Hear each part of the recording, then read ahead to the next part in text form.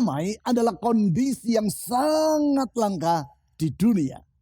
Damai di dalam hati, di dalam rumah tangga, di tempat kerja, maupun di tengah masyarakat semakin jarang kita temui. Sedangkan tanpa damai, maka tidak ada kebahagiaan dalam hidup manusia. Disinilah pentingnya kedatangan Sang Mesias sebagai Raja Damai. Ia menghadirkan damai yang tidak tergantung pada keadaan. Melalui 3 makna dari kata damai, kita akan melihat terang di tengah kegelapan. Terang yang memungkinkan kita untuk menyongsong masa depan dengan penuh pengharapan. Bapak, Ibu, Saudara sekalian, selamat bertemu kembali di ibadah Gereja Kristen Perjanjian Baru Fajar Pengharapan. Tak terasa minggu depan kita akan merayakan kelahiran Yesus Kristus melalui ibadah perayaan Natal dengan tema Unfailing Hope atau pengharapan yang tidak akan gagal. Dengan memperhatikan animo jemaat dan arahan dari pemerintah Kota Bandung, maka ibadah perayaan Natal akan kita adakan dalam 2 kali ibadah, yaitu pada pukul 8 dan 10.30 pagi di Sabuga ITB Bandung. Untuk menghadirinya, Anda harus menggunakan tiket. 1 tiket berlaku untuk 1 orang. Tiket telah dibagikan secara cuma-cuma dalam ibadah onsite minggu lalu. Apabila Anda masih memerlukan tiket tambahan, seusai ibadah, Anda dapat menghubungi petugas di konter tiket atau menghubungi nomor WhatsApp yang tertera di layar Anda. Tiket akan disiapkan untuk Anda selama persediaan masih ada. Bila Anda memiliki tiket yang tidak akan Anda gunakan, mohon mengembalikannya ke konter tiket agar dapat dipergunakan oleh orang lain.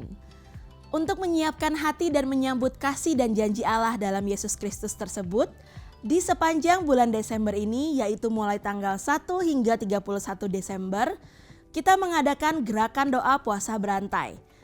Gerakan doa puasa ini disertai dengan pertemuan doa setiap hari Senin hingga Jumat, pukul 18.30 sampai 19.30. Anda dapat memilih 1 hari atau lebih di setiap pekannya untuk berdoa dan berpuasa.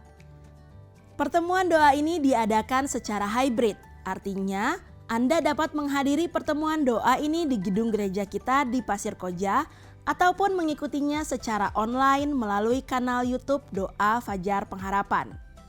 Bapak, Ibu, Saudara sekalian, pada tanggal 1 Januari 2023 kita akan memulai tahun yang baru dengan mengikuti ibadah awal tahun dengan tema The Best Is Yet To Come yang disertai dengan perjamuan kudus. Ibadah ini akan diselenggarakan secara onsite di Jalan Pasir Koja 58 dalam 4 kali ibadah, seperti yang tertera di layar Anda. Untuk mengikutinya, Anda perlu mendaftarkan diri terlebih dahulu secara online, melalui tautan atau link yang akan diinformasikan minggu depan. Informasi dan pengumuman penting lainnya dapat Anda lihat dan ikuti di bagian menjelang akhir ibadah ini. Selamat beribadah! Selamat pagi Jemaat Tuhan Sendam setiap kita bangkit berdiri sama-sama. Mari kita memuji nama Tuhan, amin.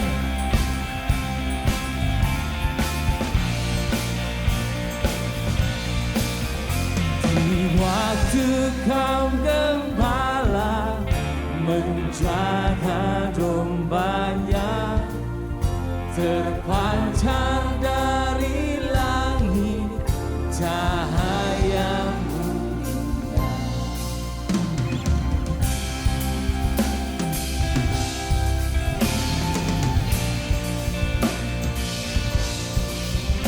Gembala sangat takut ketika mendengar nyanyian bala surga gembira menggema. Oh, hai siarkan di bukit dan di mana jua, hai siarkan di gunung lahirnya Al-Masih.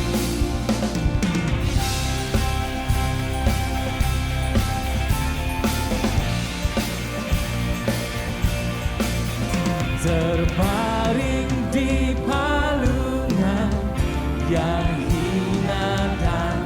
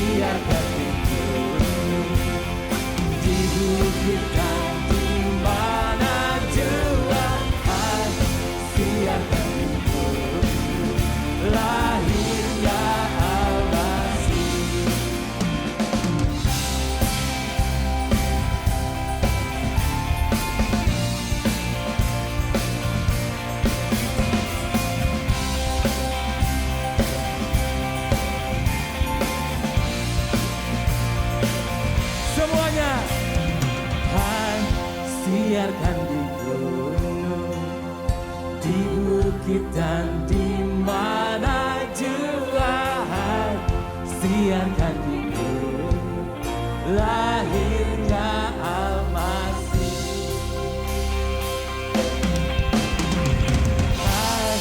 Siarkan di gunung, di bukit dan di mana jua, siarkan di gunung, lahirnya Al-Masih.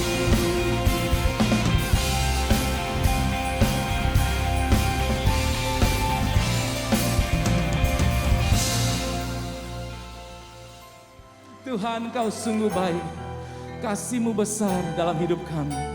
Engkau sungguh amat sangat baik ya Tuhan.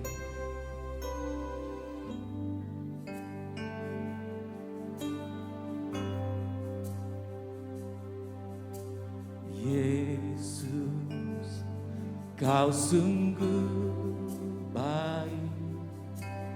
Yesus, nama-Mu indah. Yesus, ku cinta Kau selalu, ku tinggikan, ku agungkan selamanya. Katakan Yesus, Yesus, Kau sungguh baik, Kau sungguh baik. Yesus, nama-Mu indah. Yesus, ku cinta selalu, ku tinggikan, ku agungkan selamanya.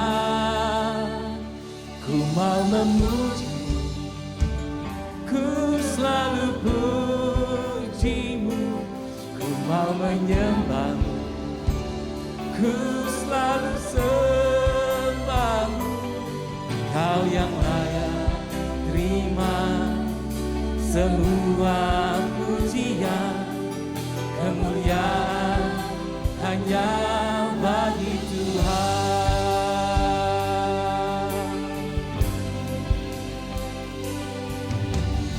Yesus, Kau sungguh baik. Yesus, nama-Mu indah. Yesus, ku cinta selalu, ku tinggikan, ku agungkan selamanya. Ku mau memuji-Mu, ku selalu puji-Mu. Ku mau menyembah-Mu, ku selalu sembah-Mu. Kau yang layak terima semua pujian, kemuliaan hanya bagi Tuhan. Ku mau memuji-Mu, ku selalu puji-Mu. Ku mau menyembah-Mu, ku selalu sembah-Mu. Kau yang layak terima semua pujian, kemuliaan hanya bagi Tuhan. Semua kemuliaan dan keagungan tertuju padamu, Tuhan dan Rajaku. Segenap jiwa dan nafasku menyembah Yesus yang hidup. Semua kemuliaan dan keagungan tertuju padamu, Tuhan dan Rajaku. Segenap jiwa dan nafasku menyembah Yesus yang hidup.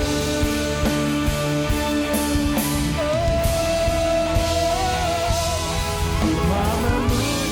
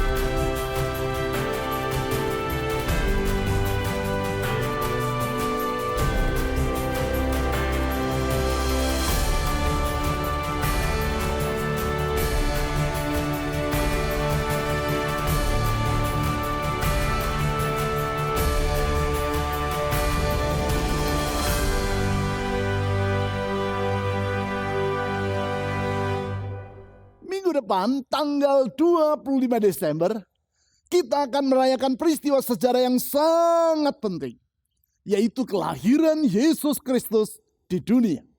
Perayaan tersebut akan kita laksanakan di Gedung Sasana Budaya Ganesha, Bandung pada tanggal 25 Desember. Dengan memperhatikan animo jemaat dan arahan dari pemerintah Kota Bandung, maka ibadah Natal tersebut akan kita laksanakan dalam 2 kali ibadah, yaitu pada pukul 8 dan 10.30 pagi. Untuk menghadirinya, saudara harus menggunakan tiket. Tiket telah dibagikan secara cuma-cuma dalam ibadah onsite pada hari Minggu 11 Desember yang lalu di semua satelit gereja kita, baik di Bandung Utara, di Pasir Koja, maupun di Kopo. Apabila saudara masih memerlukan tiket untuk menghadiri ibadah Natal tersebut, silakan menghubungi nomor di bawah ini melalui WhatsApp dan sebutkan jam ibadah mana yang saudara akan pilih, pukul 8 atau 10.30. Tiket akan disiapkan untuk saudara selama persediaan masih ada. Selanjutnya, hari Minggu tanggal 1 Januari, kita akan mengawali tahun yang baru dengan ibadah awal tahun yang akan kita laksanakan di gedung gereja kita di Pasir Koja dalam 4 kali ibadah, yaitu pada pukul 7, 8.30, 10, dan 11.30. Melalui ibadah yang disertai dengan perjamuan kudus tersebut, kita akan meneguhkan iman kita guna menyongsong janji dan penyertaan Tuhan bagi umatnya. Informasi untuk mengikutinya akan disampaikan minggu depan.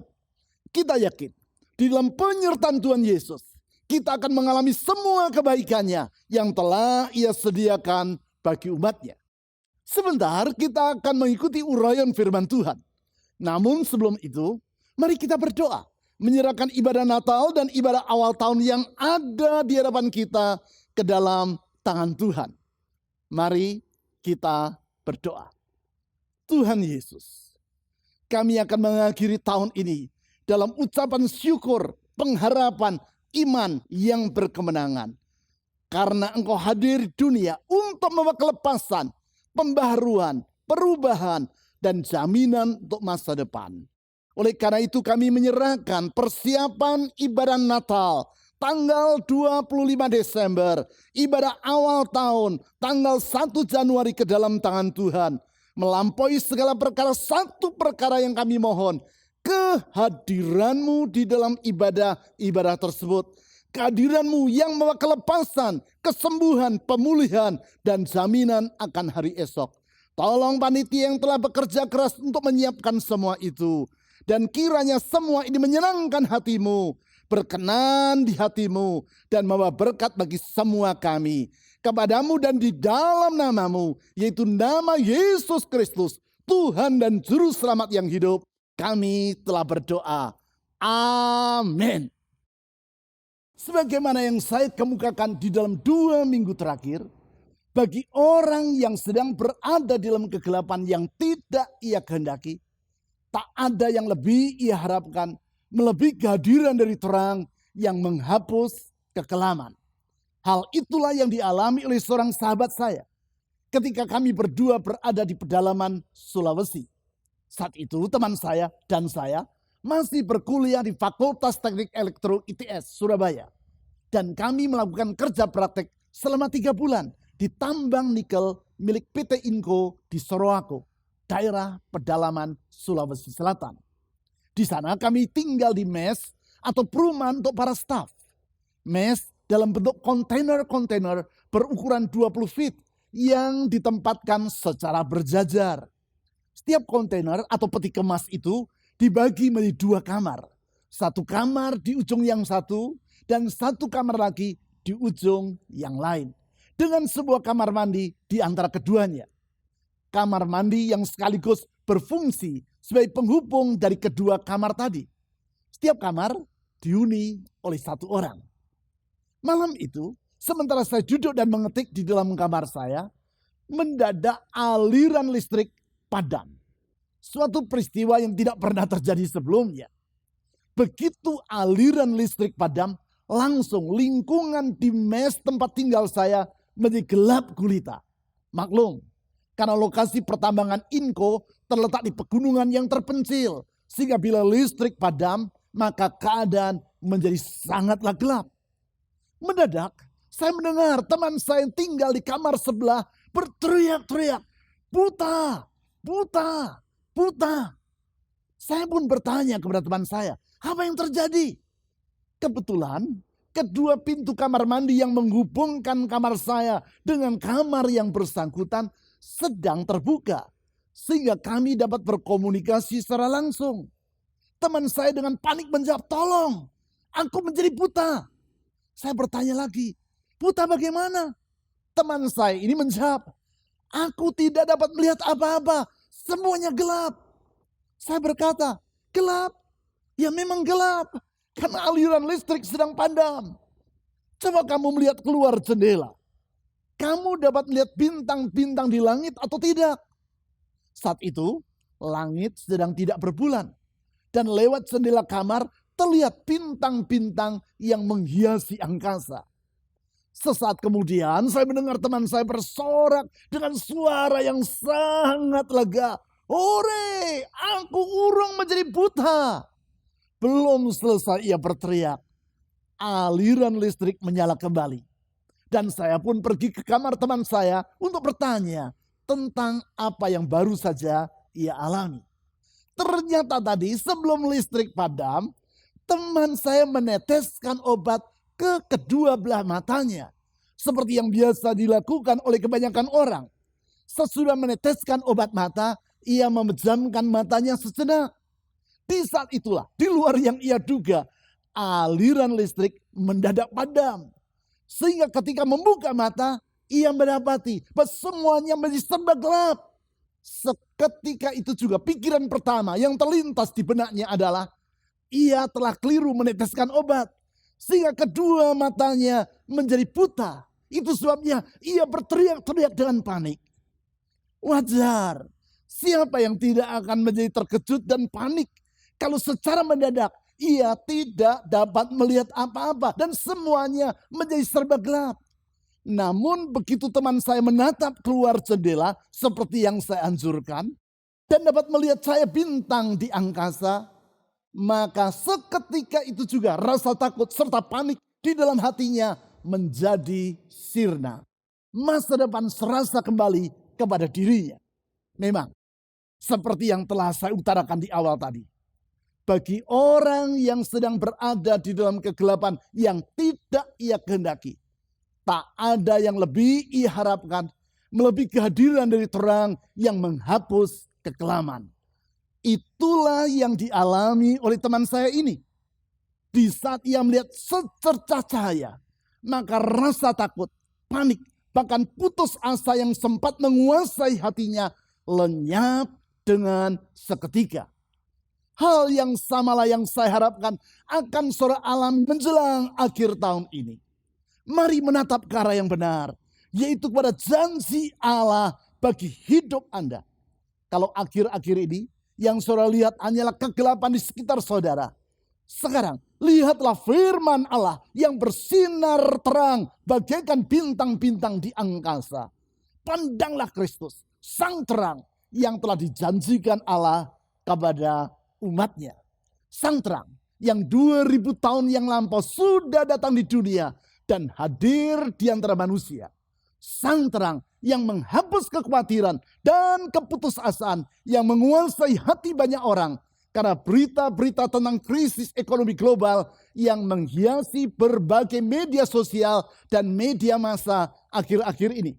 Sang terang yang dijanjikan Allah melalui nubuatan Nabi Yesaya 2700 tahun yang lampau dan dicatat di dalam Yesaya pasal 9 ayat 1 sampai 6. Nubuatan yang kalau kita sambut dengan iman, maka kita akan dapat berkata dengan penuh sukacita, aku melihat sang terang, I see in the light. Mari kita lihat janji tersebut, yaitu dengan membaca ayat 1 sampai 2 dan ayat 5 sampai 6. Yesaya pasal 9 ayat 1 sampai 2 dan ayat 5 sampai 6. Bangsa yang berjalan di dalam kegelapan telah melihat terang yang besar. Mereka yang diam di negeri kekelaman, atasnya terang telah bersinar. Bacalah kembali ayat ini bersama dengan saya, dengan segenap hati dan dengan penuh iman kepada janji Tuhan. Bacalah dengan suara yang terdengar ataupun di dalam hati. 1, 2, 3. Bangsa yang berjalan di dalam kegelapan telah melihat terang yang besar. Mereka yang diam di negeri kekelaman, atasnya terang telah bersinar. Siapakah terang yang dijanjikan oleh Allah melalui Nabi Yesaya ini? Mari kita baca penjelasannya di ayat selanjutnya, yaitu di ayat 2.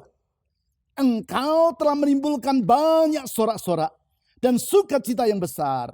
Mereka telah bersukacita di hadapanmu seperti sukacita di waktu panen. Seperti orang bersorak-sorak di waktu membagi-bagi jarahan. Dari kata engkau di ayat 2 ini, kita mengetahui bahwa terang yang dimaksudkan di ayat 1 tadi bukanlah sekadar terang yang biasa. Namun terang yang merupakan metafora atau gambaran dari satu pribadi. Pribadi yang mengubah kegelapan menjadi sukacita yang besar seperti sukacita di waktu panen. Pribadi yang menghapus kekelaman menjadi sorak-sorak seperti waktu orang membagi-bagi jarahan. Lebih jauh, kalau kita membaca ayat 3 sampai 4, maka kita mengetahui bahwa pribadi tersebut datang untuk membebaskan umat Allah dari penindasan yang mereka alami. Itulah pribadi yang disebut di dalam Alkitab sebagai Sang Mesias, Sang Juru Selamat yang memerdekakan umatnya dari ikatan dosa dan akibat dari dosa. Pribadi yang di dalam Matius pasal 4 ayat 13 sampai 16 disebutkan bahwa kedatangannya telah digenapi melalui kelahiran Yesus Kristus di dunia 2000 tahun yang lalu. Yesus Kristus yang keberadaannya diuraikan di ayat 5 sampai 6 sebagai berikut. Ayat 5. Sebab seorang anak telah lahir untuk kita. Seorang putra telah diberikan untuk kita. Lambang pemerintahan ada di atas bahunya. Dan namanya disebutkan orang penasihat ajaib, Allah yang perkasa, Bapa yang kekal, Raja damai. Ayat 6. Besar kekuasaannya dan damai sejahtera tidak akan berkesudahan di atas tata Daud dan di dalam kerajaannya. Karena ia mendasarkan dan mengokohkannya dengan keadilan dan kebenaran dari sekarang sampai selama-lamanya. Kecemburuan Tuhan semesta alam akan melakukan hal ini. Di ayat 5 diutarakan bahwa Sang Mesias, yaitu Yesus Kristus ini, disebutkan orang dengan 4 nama. Yaitu penasihat ajaib, Allah yang perkasa, Bapa yang kekal, dan Raja damai. 4 nama yang menjelaskan sifat-sifat dari Sang Mesias.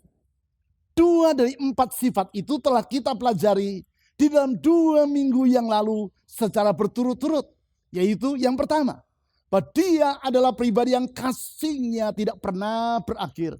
Sehingga dia disebut sebagai Bapa yang kekal. Yang kedua, Bahwa dia adalah pribadi yang hikmatnya bersifat tidak terbatas.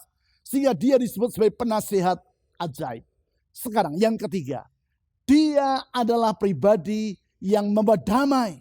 Itu sebabnya namanya disebut sebagai Raja Damai.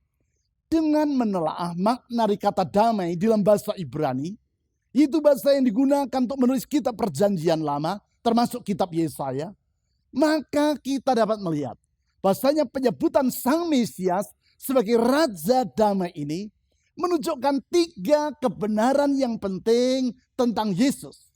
Yaitu yang pertama, bahwa dia adalah pribadi yang relasional. Saya ulangi, penyebutan Sang Mesias sebagai Raja Damai ini menunjukkan bahasanya dia adalah pribadi yang relasional. Memang, kata damai atau dalam bahasa Ibrani yaitu shalom ini diantaranya menggambarkan relasi yang karib. Hal tersebut diutarakan oleh Charles L. Feinberg, Profesor Bahasa Smith pada Dallas Theological Seminary di dalam buku The Evangelical Dictionary of Theology. Dalam buku itu, pakar bahasa Ibrani dan Aram tersebut menulis bahwa makna dari kata shalom antara lain adalah friendship between companions atau persahabatan di antara teman. Makna ini menunjukkan apabila Yesus disebut sebagai Raja Damai atau Raja Shalom, hal itu disebabkan karena dia adalah pribadi yang relasional. Hal ini dipertegas oleh Yesus dalam Yohanes pasal 15 ayat 15 dengan menyebut para muridnya sebagai sahabatnya, yaitu aku tidak menyebut kamu lagi hamba, sebab hamba tidak tahu apa yang dia perbuat oleh tuannya, tetapi aku menyebut kamu sahabat, karena aku telah memberitahukan kepada kamu segala sesuatu yang telah kudengar dari Bapakku. Dengan menyebut para muridnya sebagai sahabatnya, yaitu dengan alasan karena ia telah memberitahukan kepada mereka segala sesuatu yang telah ia dengar dari Allah Bapa, maka Yesus menegaskan bahwasanya dia adalah pribadi yang relasional. Itulah pribadi yang bersedia menjalin relasi yang akrab dengan kita, para pengikutnya. Relasi yang sangat kita perlukan. Sebab sesungguhnya Yesus adalah sumber kehidupan kita.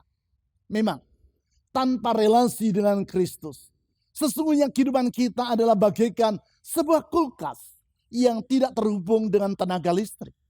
Secanggih apapun kulkas tersebut, namun kalau ia tidak terhubung dengan tenaga listrik, maka kulkas itu tidak akan dapat berfungsi seperti yang seharusnya. Artinya, relasi dengan sumber tenaga listrik merupakan kebutuhan yang sangat mendasar bagi si kulkas. Demikian juga dengan diri kita. Relasi dengan Kristus merupakan kebutuhan yang sangat hakiki. Karena sesungguhnya manusia diciptakan dengan kebutuhan akan relasi, yaitu relasi dengan Allah dan dengan sesama. Kebutuhan akan relasi dengan sesama ini terbukti melalui eksperimen yang dilakukan oleh Kaisar Frederick yang Agung dari Kekaisaran Romawi Suci atau the Holy Roman Empire di Eropa 7 abad yang silam. Yang bersangkutan memang dikenal sebagai orang yang haus akan ilmu pengetahuan dan suka melakukan berbagai macam eksperimen. Suatu ketika, ia ingin mengetahui bahasa apakah yang digunakan oleh manusia ketika mereka berada di Taman Eden. Untuk itu, ia memerintahkan agar dikumpulkan beberapa orang bayi yang baru lahir. Bayi-bayi itu ditaruh di dalam sebuah ruangan yang kedap suara. Lalu, ia memerintahkan agar beberapa orang perempuan merawat dan mencukupi kebutuhan dari bayi-bayi tersebut.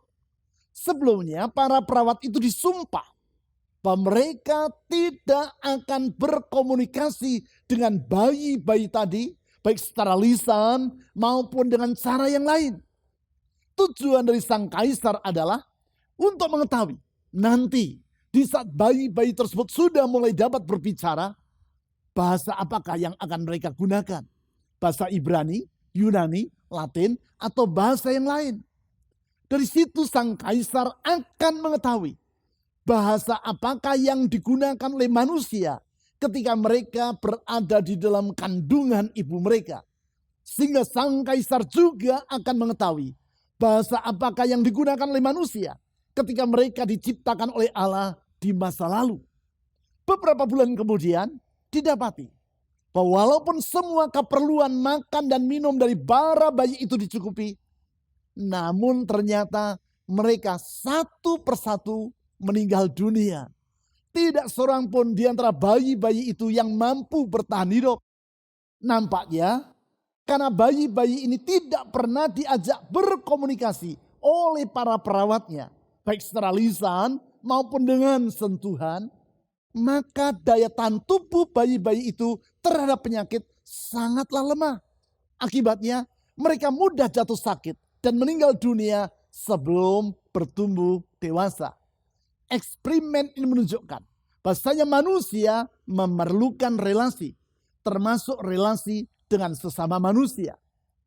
Patut dipahami bahwa bukan hanya kita memerlukan relasi dengan sesama manusia, terlebih lagi kita memerlukan relasi dengan Kristus. Yesus Kristus yang telah saya sebutkan tadi, yaitu yang adalah sumber kehidupan kita. Tanpa relasi dengan Kristus, kehidupan kita adalah bagaikan ranting yang tidak terhubung dengan pokoknya. Oleh sebab itu, kita sangat bersyukur bahwa Yesus, Sang Mesias, adalah pribadi yang bersifat relasional. Kesediaan Kristus untuk menjalin relasi dengan diri kita ini mengakibatkan di segala keadaan kita tidak perlu berputus asa. Sebab bukankah Dia adalah sumber kehidupan yang tidak pernah kering? Bukankah Dia adalah Sang Gembala yang baik yang selalu bersedia menyertai dan menuntun diri kita, kawanan dombanya? Sehingga seperti yang dikatakan oleh pemazmur di dalam Mazmur pasal 23. Bahkan kalaupun kita harus berjalan melewati lembah kekelaman, kita tidak takut bahaya. Karena Dia, Sang Mesias yang bersifat relasional tersebut selalu menyertai kita. Selanjutnya, yang kedua. Penyebutan Sang Mesias sebagai Raja Damai ini menunjukkan bahwasanya Dia adalah pribadi yang bersedia memulihkan relasi. Saya ulang, yang kedua. Dia adalah pribadi yang bersedia memulihkan relasi. Yang saya maksudkan dengan pemulihan relasi di sini adalah perdamaian antara manusia dengan Allah. Perdamaian yang membuahkan pemulihan dari relasi-relasi yang lain. Yaitu relasi manusia dengan dirinya sendiri, relasi manusia dengan sesama manusia, maupun relasi manusia dengan seluruh alam ciptaan Allah. Pemulihan relasi yang bersifat multidimensional ini adalah sangat penting. Sebab kejatuhan manusia ke dalam dosa mengakibatkan rusaknya seluruh dimensi relasi tadi. Kerusakan yang dipaparkan di dalam Kejadian pasal 3 ayat 1 sampai 19. Yaitu dimulai dari rusaknya relasi manusia dengan Allah oleh sebab pelanggaran manusia terhadap firman Allah. Berarti sebagaimana rusaknya relasi manusia dengan Allah mengakibatkan kerusakan dari relasi-relasi yang lain, maka pemulihan seluruh relasi tersebut juga harus diawali dari pemulihan relasi manusia dengan Allah itu sendiri. Dengan maksud itulah Yesus, Sang Mesias, telah datang ke dunia sebagai Sang Raja Damai. Dia disebut seperti demikian karena Dialah yang memperdamaikan manusia dengan Allah. Hal ini tercermin dari makna kata damai atau shalom. Seperti yang ditulis dalam buku The Evangelical Dictionary of Theology tadi. Di dalam buku tersebut Charles L. Feinberg menulis makna yang lain dari kata damai atau shalom. Yaitu friendship with God through a covenant. Atau persahabatan dengan Allah melalui suatu covenant. Yaitu ikat janji. Covenant atau ikat janji yang dimeteraikan dengan darah atau pengorbanan Kristus. Yaitu seperti yang ditulis di dalam 1 Korintus pasal 11 ayat 25.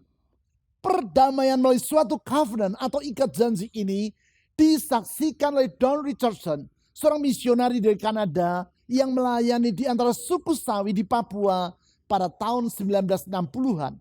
Sebagaimana yang ia tulis dalam bukunya yang sangat terkenal yang berjudul Peace Child atau Anak Perdamaian.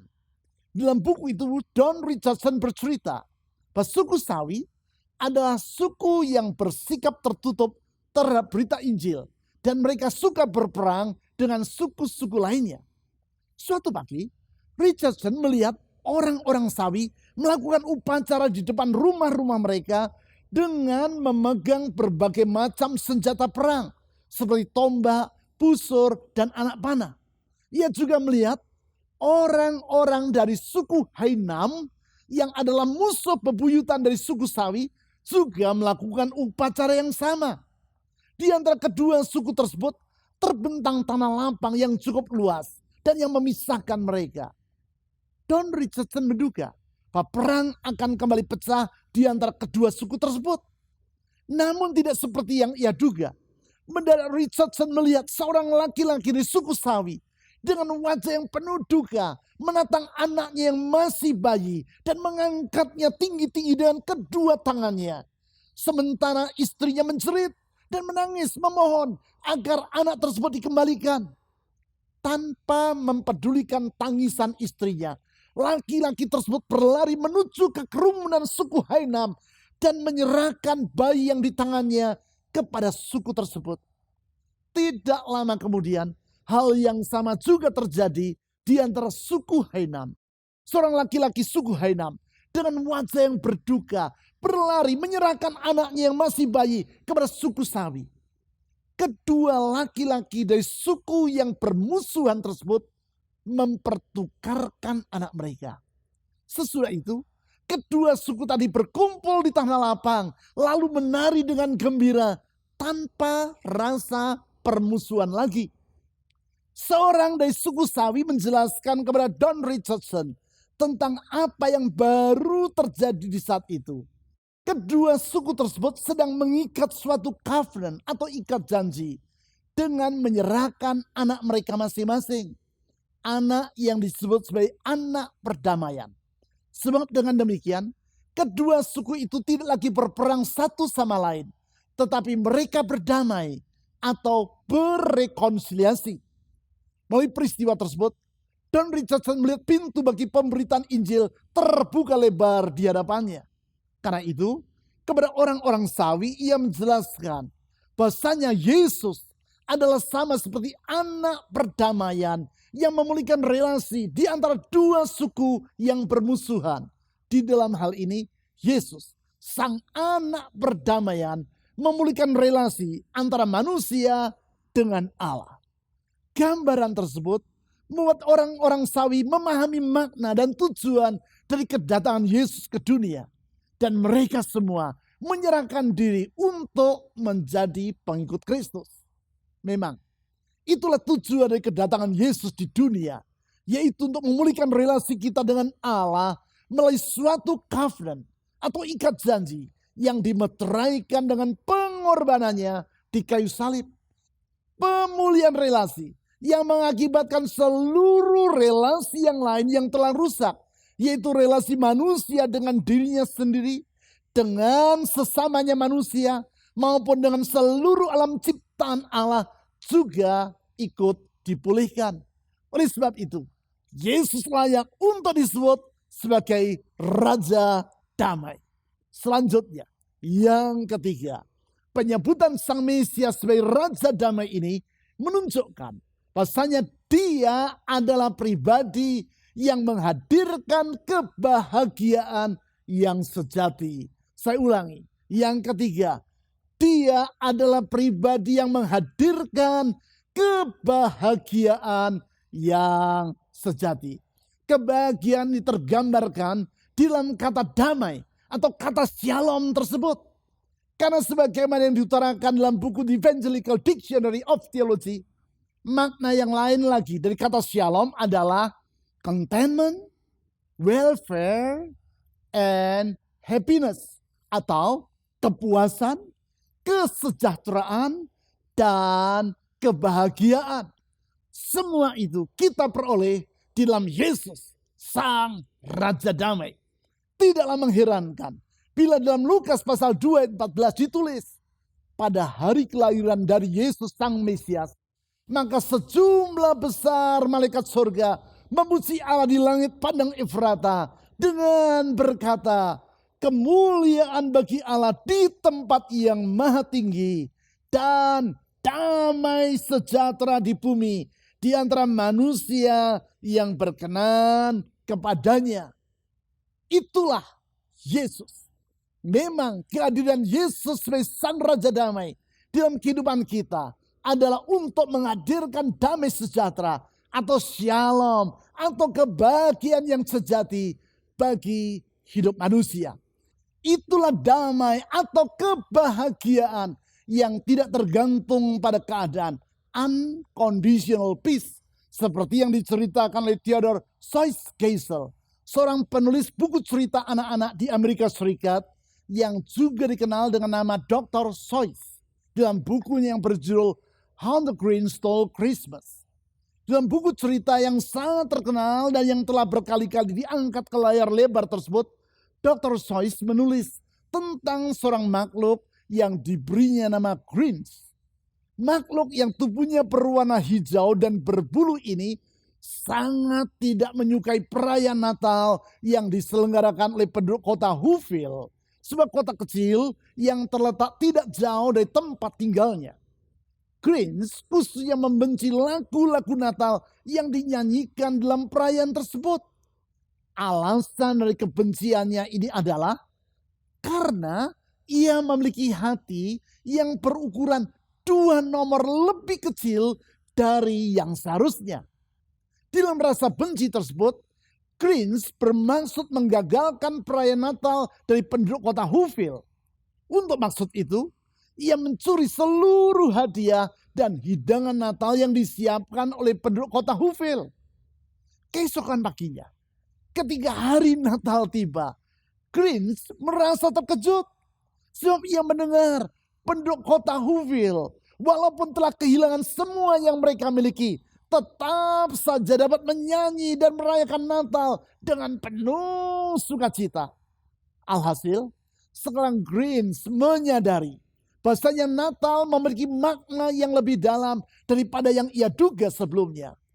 Kesadaran ini mengakibatkan ia memutuskan untuk mengembalikan semua hadiah dan makanan penduduk kota Whoville yang telah ia curi. Seiring dengan keputusan itu, hati Grinch bertumbuh menjadi 3 nomor lebih besar daripada yang sebelumnya. Di akhir kisah, Grinch dengan sukacita ikut merayakan perayaan Natal bersama penduduk kota Whoville. Pesan moral yang penting dalam kisah How the Grinch Stole Christmas adalah bahwasanya sukacita atau kebahagiaan seperti yang dialami oleh penduduk kota Whoville tidaklah tergantung pada materi atau keadaan, tetapi karena peristiwa Natal itu sendiri. Peristiwa Natal yaitu kehadiran dari Yesus Sang Mesias sebagai Raja Damai. Memang Dia, Yesus, datang sebagai Raja Damai untuk menghadirkan damai yang tidak tergantung pada keadaan, unconditional peace. Dan itulah kebahagiaan yang sejati dalam hidup manusia yang percaya kepadanya. Mari sekarang dengan berpegang pada janji Tuhan di dalam Yesaya pasal 9 ayat 5, yaitu bahwa Yesus Sang Mesias adalah pribadi yang kasihnya tidak pernah berakhir, sehingga namanya disebut sebagai Bapa yang kekal. Hikmatnya tidak terbatas, sehingga namanya disebut sebagai penasihat ajaib. Dan damai yang ia hadirkan tidak tergantung pada keadaan, sehingga namanya disebut sebagai Raja Damai. Kita menatap hari esok dengan penuh pengharapan. Di dalam Tuhan Yesus tersedia pengharapan yang tidak akan gagal atau unfailing hope, sebab Dia adalah Allah yang perkasa. Pengharapan yang tidak akan gagal yang akan kita rayakan dalam perayaan Natal pada tanggal 25 Desember minggu yang akan datang, baik secara online maupun secara onsite. Pengharapan yang tidak akan gagal, yang memampukan kita untuk memasuki tahun yang ada di hadapan kita dengan meyakini bahwa Allah belum selesai bekerja dalam kehidupan kita. Ia masih terus bekerja dan menyediakan hal yang lebih baik untuk hari depan kita. Karena sesungguhnya yang terbaik masih akan datang. The best is yet to come. Di dalam Tuhan Yesus ada hari esok yang tidak akan mengecewakan. Di dalam Tuhan Yesus kita melihat terang yang menghapus kegelapan. I see the light. Mari kita berdoa.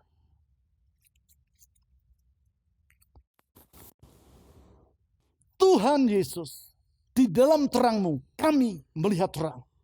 Karena Engkaulah terang yang dijanjikan oleh Allah. Terang yang menghapus kekelaman dan mengubah kegelapan. Memberikan masa depan dan pengharapan yang tidak akan pernah gagal. Kami bersyukur melalui kehadiran-Mu Engkau telah menghadirkan pendamaian dalam hidup kami. Sehingga hidup kami yang tadinya adalah setru Allah telah diperdamaikan oleh karena kasih-Mu. Sehingga dengan demikian kami dapat mengalami kebahagiaan sejati yang tidak tergantung pada keadaan. Kebahagiaan yang sejati yang tidak tergantung pada situasi sekitar kami. Sebagaimana terang tidak tergantung pada kegelapan, justru mengubah kegelapan. Demikianlah pengharapan dalam Engkau. Dengan demikian Tuhan Yesus, kami dapat menyongsong masa depan, menyongsong hari esok, menyongsong tahun yang ada di depan kami. Bukan dalam keputusasaan, bukan dalam kekhawatiran, tetapi dengan penuh iman, percaya kalau Tuhan Yesus menyertai kami, maka perkara-perkara indah akan kami alami dalam hidup ini. Sukacita seperti orang yang menghadapi panen akan kami alami. Sorak-sorai seperti orang yang membagi-bagi jaran akan kami alami. Tuhan Yesus, genapi janji-Mu dalam hidup kami. Sehingga masa raya Natal ini merupakan masa sukacita yang memampukan kami memandang hari esok bersama Tuhan. Tuhan Yesus, saya berdoa saat ini, ulurkan tangan kasih-Mu yang mengubah, membarui, memulihkan, menyembuhkan itu. Membuka jalan di saat tiada jalan. Pertolongan bagi anak-anak-Mu yang berseru memanggil nama-Mu. Tuhan Yesus, kami percaya kuasa-Mu tidak pernah berubah. Kuasa-Mu tidak terbatas. Tidak ada perkara yang mustahil bagi Engkau. Di dalam Engkau ada jalan keluar. Di dalam Engkau ada mujizat. Di dalam Engkau ada pertolongan. Terpuji nama-Mu ya Tuhan Yesus. Dari sekarang sampai selama-lamanya. Di dalam nama-Mu, nama yang menyelamatkan, nama yang indah, nama yang manis, nama Yesus Kristus, Tuhan dan Juru Selamat yang hidup, kami telah berdoa. Amin. Kasih-Mu Tuhan,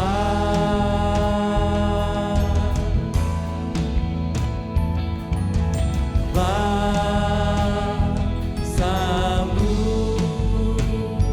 terluar,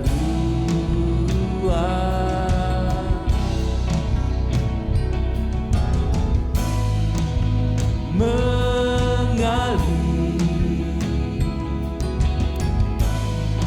dalam anugerah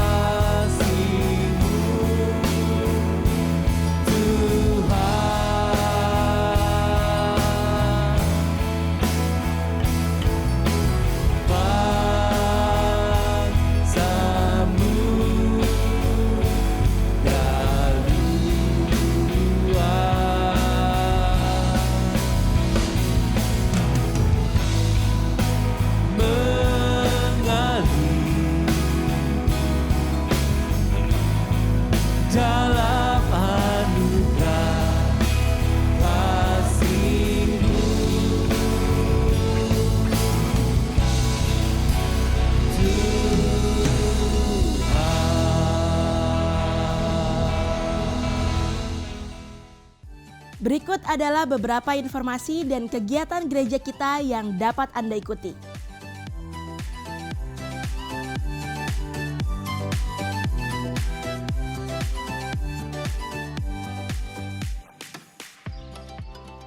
Persembahan dan persepuluhan sebagai ungkapan kasih dan syukur kita kepada Tuhan dapat Anda berikan dengan memasukkannya ke dalam kotak persembahan atau melalui rekening bank atau dengan cara men-scan QR Code dengan menggunakan aplikasi dompet digital.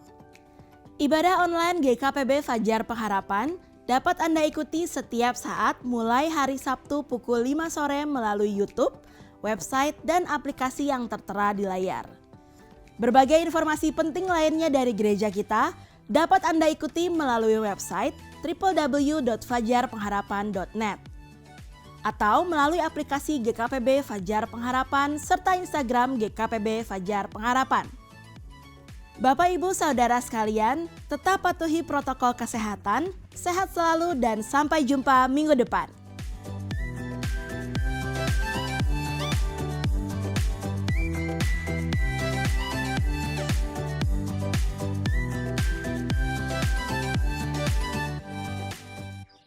Bapak Ibu, mari kita berdoa mengakhiri ibadah kita saat ini. Tuhan Yesus, kami mengucap syukur untuk firman yang telah dibagikan, kami mengucap syukur untuk firman yang terus menuntun kami, membuat kami mengerti apa yang menjadi kehendak-Mu di dalam kehidupan kami. Kami berdoa juga untuk setiap jemaat-Mu yang sedang mengalami pergumulan. Tuhan, biarlah jemaat-Mu juga boleh mengerti apa yang Kau mau Tuhan di dalam kehidupan mereka melalui setiap pergumulan yang mereka hadapi. Dan kami percaya Tuhan Yesus Engkau juga yang akan menolong mereka Tuhan. Tidak ada satupun perkara yang mustahil bagimu. Apapun yang saat ini mereka sedang hadapi Tuhan, Engkau Allah yang sanggup dan Engkau Allah yang akan menolong mereka. Engkau Allah yang membawa mereka kepada kemenangan demi kemenangan atas setiap pergumulan mereka. Terima kasih Tuhan, terima kasih. Kami mengucap syukur juga untuk setiap jemaat-Mu yang sudah dan akan memberikan persembahan. Engkau yang memberkati seluruh kehidupan mereka, Engkau yang mencukupkan apa yang menjadi kebutuhan mereka. Dan saat ini kami rindu juga Tuhan untuk menerima berkat-Mu. Mari jemaat Tuhan kita arahkan hati kepada Tuhan. Terimalah berkat yang daripada Tuhan memberkati seluruh kehidupan-Mu, memberkati pekerjaan-Mu, memberkati studi-Mu, memberkati rumah tangga-Mu. Dan biarlah damai sejahtera, sukacita serta kasih karunia yang daripada Allah memberkati, memenuhi seluruh kehidupan kita dari sekarang sampai selama-lamanya. Amin.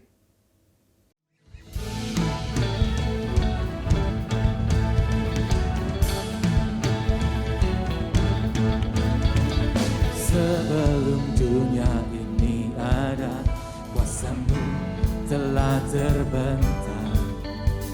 Sepanjang sejarah manusia, tak ada yang sanggup menyangkali Kau Alfa Omega, Tuhanku luar biasa. Perbuatan-Mu heran, dulu sekarang selamanya. Lakukanlah lagi keajaiban dalam nama-Mu Tuhan. Nyatakanlah lagi kemuliaan-Mu atas hidupku. Hidupku penuh mukjizat.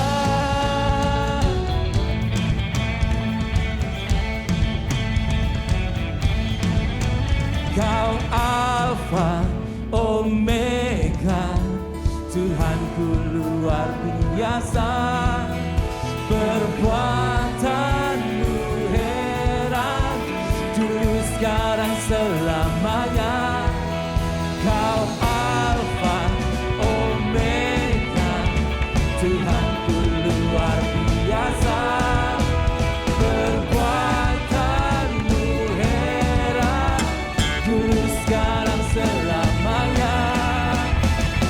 Lakukanlah lagi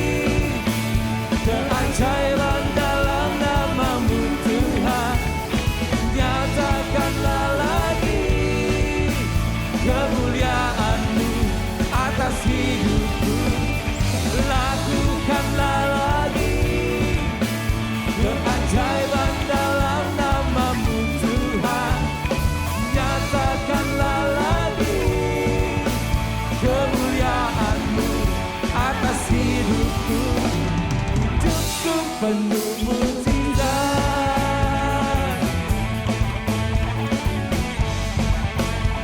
Hidupku penuh mukjizat.